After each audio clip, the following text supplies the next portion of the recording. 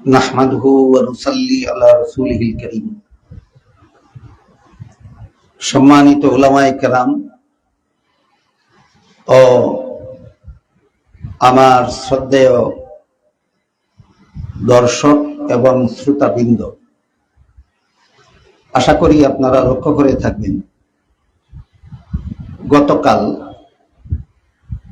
13 June 2026 সাল সিলেটে জামিয়া মাদানিয়া দারুল উলুম আঙ্গুরা মাদ্রাসার মাঠে আশ-শিহাব পরিষদের উদ্যোগে একটা সেমিনার অনুষ্ঠিত হয়েছে। সেই সেমিনারে আমি যে বক্তব্য প্রদান করেছিলাম, সেই বক্তব্য সম্পর্কে কে বা কারা মিডিয়াতে নিউজ প্রদান করেছে যে আমি ভুল বুঝে সেই বক্তব্য প্রদান করেছিলাম, তাই আমি আমার বক্তব্য প্রত্যাহার করে নিয়েছি। এই নিউজটা সম্পূর্ণ মিথ্যা, বানোয়াট এবং উদ্দেশ্য প্রণোদিত।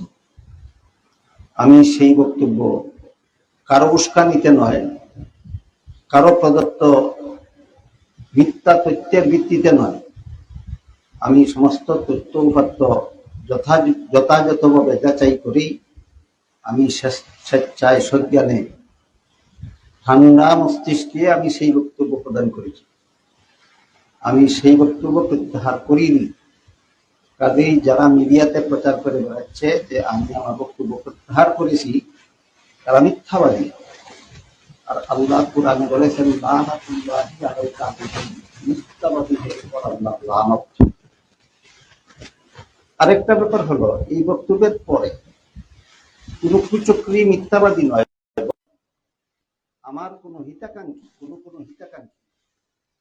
আমাকে এই মর্মে অবগত করতে চাচ্ছেন যে আমি একজন বিশিষ্ট আলেমের যে 2টা বক্তব্যের উদ্ধৃতি দিয়েছি, এর মধ্যে বাবুনগরের বক্তব্যটা ছিল তার পরবর্তী বক্তব্য, আর দ্বিতীয় বক্তব্যটা ছিল তার পূর্ববর্তী বক্তব্য।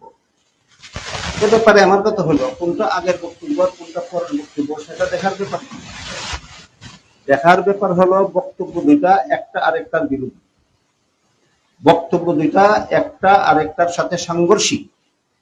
সুতরাং যেটাই আগের হোক আর যেটি পরের হোক, যেহেতু একটা আরেকটার সাথে সাংঘর্ষিক, তাই যিনি বক্তব্য দিয়েছেন তাকে পরিষ্কার করতে হবে যে তার আগের বক্তব্যটা ঠিক না পরের বক্তব্যটা ঠিক।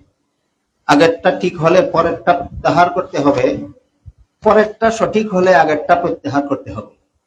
এইভাবে কোন একটা প্রত্যাহার না করে উল্টাপাল্টা 2টা বক্তব্য দিয়ে রাখলে জাতি বিভ্রান্ত হয়। এই বিভ্রান্তির দায় দায়িত্ব নিবে কে? এই প্রশ্নটা আমি আমার হিতাকাঙ্ক্ষী ভাইদের কাছে রাখলাম। আশা করি আল্লাহ আমাদের সবাইকে সঠিক বিষয়টা উপলব্ধি করার তৌফিক দান করবেন। আমি